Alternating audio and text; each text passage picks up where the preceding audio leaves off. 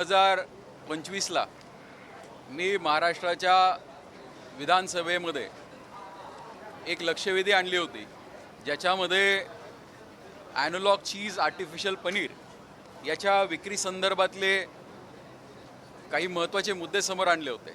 आणि पनीर म्हणून आर्टिफिशियल पनीर किंवा ॲनोलॉग चीज हे सर्रास बाजारामध्ये विकलं जातं, ही गंभीर बाब शासनाच्या आणि प्रशासनाच्या निर्देशनास आणून दिली होती.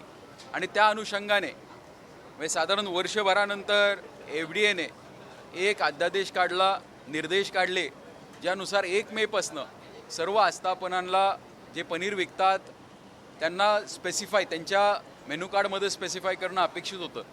त्या प्रत्येक आस्थापनेने आपल्या हॉटेलमध्ये एक बोर्ड लावला की वी डोंट सेल ॲनोलॉग चीज, आम्ही ॲनोलॉग चीज विकत नाही. पण वास्तव्य थोडंसं गंभीर आहे. मी काही स्ट्रिंग ऑपरेशनसुद्धा केले. मी अनेक मोठ्या फास्ट फूड जॉईंट्सचे व्हिजिट केले, त्यांचे सॅम्पलसुद्धा कलेक्ट केले आणि त्या सॅम्पलचे रिपोर्ट्स हे धक्कादायक आलेले आहेत. आजसुद्धा मोठ्या प्रमाणावरती हे आस्थापना ॲनोलॉग चीज वापरतात. मी आज सकाळी FDA मंत्री आदरणीय नरहरी झिरवळ साहेबांची भेट घेतली. अन्न व औषध प्रशासनाचं खातं त्यांच्याकडे आहे आणि त्यांनी मला आश्वासित केलं आहे की येणाऱ्या काही दिवसांमध्ये ते तात्काळ ॲनोलॉग चीज किंवा डेअरी ॲनोलॉगवरती हे पूर्णतः महाराष्ट्रामध्ये 1 वर्षासाठी बंदी आणण्याच्या तयारीत आहे. माझी मीडियाला अतिशय महत्त्वाची विनंती आहे, कारण मागे ज्यावेळेस मी हा प्रश्न उठवला होता आणि प्रश्न उठवल्यानंतर हा प्रश्न जरी मी उठवला असला तरी याच्यामध्ये सगळ्यात मोठं योगदान हे मीडियाचं आणि सोशल मीडिया इन्फ्लुएन्सरचं आहे. यांनी सगळ्यांनी हा मुद्दा उचलून धरल्यामुळे गेल्या 1.5 वर्षामध्ये आपण इथपर्यंत पोचलेलो आहोत. आता आपण शेवटच्या टप्प्यामध्ये आलेलो आहोत. म्हणजे एक म्हण आहे की right people right time for right cause. ज्यावेळेस एकत्र येतात त्यावेळेस मोठे निर्णय होतात. आजच्या परिस्थितीला हा कॉज तर राईट आहे हे कोणी सांगू शकतं. त्याचबरोबर आता लोकही योग्य आलेली आहेत. या राज्याचे संवेदनशील मुख्यमंत्री हे सुद्धा अग्रेसर आहेत, त्यांचीसुद्धा त्या ठिकाणी आम्हाला परवानगी आहे, सकारात्मकता आहे. त्याचबरोबर अभ्यासू असणारे ज्यांना या संपूर्ण विषयाची माहिती आहे असे झिरवळ साहेब आणि सगळ्यात महत्त्वाचं हे ज्याला जिगरीने काम करणारे कमिशनर आयुक्त या खात्याला भेटलेले आहेत. त्यांच्याकडनं सुद्धा माझी अपेक्षा आहे, कारण जो आपण पाहिला म्हणजे 2006मध्ये एक FDAचा ॲक्ट आला होता आणि त्या 6च्या ॲक्टमध्ये म्हणजे साधारण 23 ऑगस्ट 2006ला या ॲक्टमध्ये तरतूद करण्यात आली. त्यानुसार commissioner of food and safety of state याच्यामध्ये state government shall appoint a commissioner for food safety for the state for effective implementation of food and standards and other requirements laid down under the act and the rules and regulation made thereunder. The commissioner of food safety shall perform all or any following functions. त्याच्यामध्ये एक महत्त्वाचं function आहे ते म्हणजे prohibit in the interest of public health the manufacture, storage, distribution or sale of any article of food either in the whole of the state or any area of part thereof for such period not exceeding 1 year as may be specified in the order noticed in behalf of the official gazette. माझी ह्या कायद्याच्या अंतर्गत आयुक्तांना एक विनंती आहे. मी एक पत्रसुद्धा मंत्री महोदयांना दिलं आहे आणि त्यांनी मला आश्वासित केलेलं आहे की आम्ही याच्यावरती बंदी आणू. कारण जर सगळे आस्थापना म्हणतात की आम्ही ॲनोलॉग चीज विकत नाही तर त्याला बंदी आणायला आपल्याला काहीच हरकत नाही. दुर्दैव असं आहे की मध्ये मी जे स्ट्रिंग ऑपरेशन केलं होतं त्या ऑपरेशननुसार म्हणजे एक धक्कादायक अहवाल माझ्यासमोर आलेला आहे. म्हणजे मी 2 लॅब्सला दिलं होतं, एक सरकारी लॅब होतं आणि एक खाजगी लॅब होतं आणि दोन्हीचे रिपोर्ट हे धक्कादायक होते की चांगले जे मोठे आस्थापना ज्यांना आपण असं समजतो आपल्या मुलांना घेऊन आपण फास्ट फूड खायला घेऊन जातो, पिझ्झाज असतील बर्गर्स असतील, त्या ठिकाणीसुद्धा ते पनीर न वापरता ॲनोलॉग चीज वापरतात. आणि याच्यापेक्षा पुढे धक्कादायक बाब म्हणजे ते चीजसुद्धा वापरत नाही, ते नॅचरल चीजसुद्धा वापरत नाहीत, ते ॲनोलॉग चीज त्यांच्या संपूर्ण सगळ्या पदार्थांमध्ये वापरतात. हे रिपोर्टमध्ये सिद्ध झालेलं आहे. माझी अर्धा तास चर्चा या विषयासंदर्भातली स्वीकृत झालेली आहे.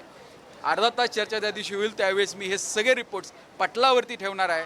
माझी तत्पूर्वी आयुक्तांना एक विनंती आहे की तात्काळ आपण ॲनोलॉग डेअरी ॲनोलॉग या सर्व पदार्थांवरती आपल्या अधिकारामध्ये आपण बंदी आणावी. आमची अपेक्षा आहे, इच्छा आहे आणि खात्री आहे की तुकाराम मुंडे साहेब हे नक्कीच याच्यामध्ये मार्ग काढू शकतात.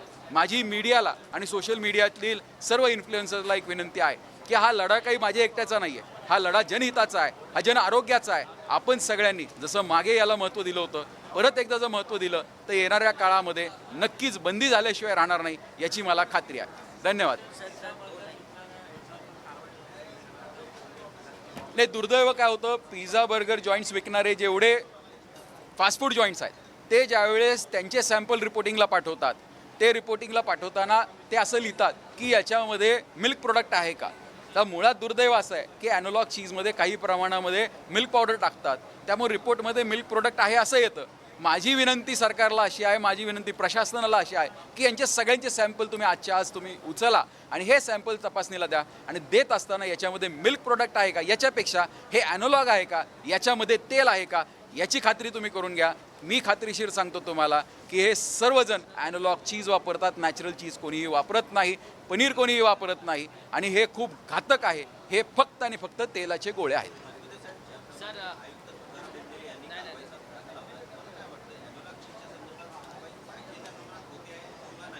नाही, मुळात कायद्यामध्ये काही त्यांच्याकडे अधिकार दिलेले आहेत, त्या अधिकारांचा ते योग्य वापर करतील अशी मला खात्री आहे. कारण काही मर्यादा आपल्याकडे आहेत, लॅबची संख्या कमी आहे. माझी एक विनंती आहे, जोपर्यंत लॅब्स उभे राहत नाही तोपर्यंत तुम्ही बंदी आणा.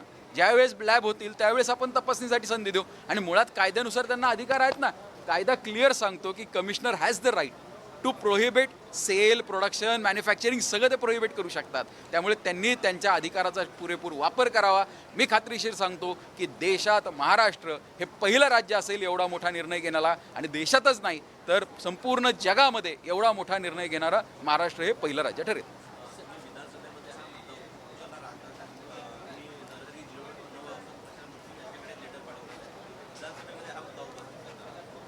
नाही, माझं आहे अर्धा तास चर्चा माझी स्वीकृत झालेली आहे. ज्यावेळेस ती बॅलेटमध्ये निघेल त्यावेळेस नक्कीच ह्याच्यावरती चर्चा केली जाईल. हिंदी में बता दीजिए सर कि क्या प्रमुख तौर पे आपकी मांग है, क्योंकि लगातार आप इस मुद्दे को उठाते रहे हैं पिछले कई सेशन से।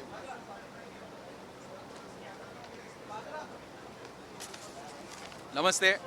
मार्च 2025 में मैंने महाराष्ट्र विधानसभा सेशन में एक सवाल उठाया था और ये गंभीर मुद्दा था. This was related to public health and awareness about the public health, जिसमें सबसे इम्पोर्टेंट बात ये थी कि जो पनीर मार्केट में बेचा जाता है वो एक्चुअल में पनीर नहीं है, वो आर्टिफिशियल पनीर या फिर एनालॉग चीज़ है जो पनीर के नाम पे बेचा जाता है. और मैंने ये जब सवाल उठाया था उसके बाद लगातार हमारी बहुत सी मैराथन मीटिंग्स नरहरी झिरवाल साहब के साथ हुई, दिवंगत नेते आदरणीय अजितदादा पवार साहब के साथ भी हुई.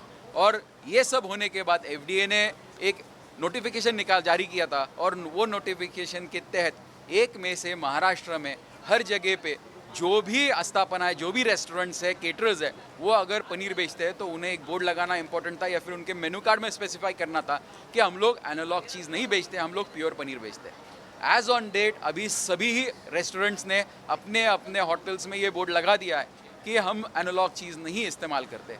अनफॉर्चुनेट ऐसा है कि मैंने कुछ सैम्पल्स विड्रॉ किए थे और मैंने एक स्ट्रिंग ऑपरेशन किया था जिसके तहत मैंने बहुत से फास्ट फूड जॉइंट्स थे जो नामांकित फास्ट फूड जॉइंट्स है वहाँ से सैम्पल्स उठाए थे.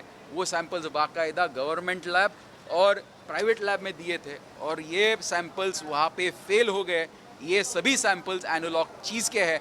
अनफॉर्चुनेटली ये सैम्पल मतलब जो पनीर और चीज़ हम लोग खाते हैं वो एक्चुअल दूध से बना हुआ पनीर भी नहीं है और दूध से बना हुआ चीज़ भी नहीं है. वो आर्टिफिशियल पनीर या फिर एनालॉग चीज़ है जो ऑयल से, तेल से बनता है, सैचुरेटेड तेल से बनता है, सैचुरेटेड ऑयल से बनता है. वो बहुत ही घातक है. मैंने एक मिनिस्टर साहब से आज मिलके विनती की है कि महाराष्ट्र के जो एफडीए मिनिस्टर है उन्होंने मुझे आश्वासित किया है कि इस पे पूरा प्रोहिबिशन हम लाने के लिए तैयार हैं. और एज पर एक्ट जो food end safety end standards act 2006 है, वो एक्ट के हिसाब से जो स्टेट कमिश्नर है, state food end drug commissioner है, उसके बारे में कुछ जिक्र है.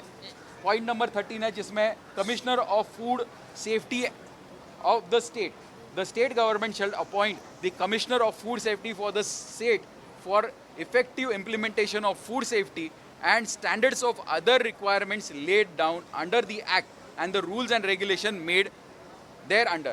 The commissioner of food shall perform all or any of the following functions namely below. उसमें से एक important function जो A है वो है prohibit in the interest of public health the manufacturer, storage, distribution or sale of any article of food either in the whole of the state or any area or part thereof for such period not exceeding 1 year as may be specified in the order notified in the behalf of the official gazette. इसके तहत मेरी ये मांग है कि मुंडे साहब जो आज commissioner है FDA और अच्छा काम कर रहे हैं और उनसे हमारी ये उम्मीद है कि वो इस एक्ट का इस्तेमाल करके एनालॉग चीज़ जो आर्टिफिशियल पनीर और आर्टिफिशियल चीज़ के नाम पे बेचा जाता है उस पर बंदी ला सकते हैं, प्रोहिबिशन ला सकते हैं. उन्होंने लाना चाहिए. अगर वो लाएंगे तो इसमें बड़ा एक कदम हो सकता है. दादा अगर बात की जाए एफडीए की तो कई बार जो होता है कंपनीज क्या करती हैं वो कहती हैं कि हम स्टेट पैरामीटर्स के हिसाब से काम नहीं करते, हम फसाई के हिसाब से काम करते हैं. तो बात की जाए कमिश्नर तो एक्शन तो ले लेते हैं लेकिन उसके बाद जो होता है ना उनके एक्शन को एक तरीके से डीमोटिवेट कर दिया जाता है क्योंकि जो बड़ी कंपनीज हैं अगर बात की जाए सिर्फ पनीर ही नहीं बल्कि जो मसाले होते हैं हाल ही में कई नहीं, इसीलिए आपका जो मुद्दा है इसीलिए ये जो एक्ट मैंने पढ़ के दिखाया ये एफएसएसआई का ही सेंट्रल गवर्नमेंट का ही एक्ट है और ये एक्ट कमिश्नर को पावर्स देता है. These are discrete power of the commissioner which a commissioner can use on the behalf of the government if he feels that ये प्रोडक्ट्स उसके स्टेट में बेचने के लिए पब्लिक हेल्थ में एक हजार्डस है. और इसी बेसिस पे मेरी रिक्वेस्ट है, मेरी गुजारिश है कि ये होना चाहिए और मुझे कॉन्फिडेंस है कि जिस हिसाब से तुकाराम जी मुंडे साहब काम कर रहे हैं, जिस हिसाब से नरहरि झिरवाल साहब काम कर रहे हैं, ये पॉसिबल है क्योंकि इनको सीएम साहब का भी 100% बैकिंग मिलेगा. Thank you.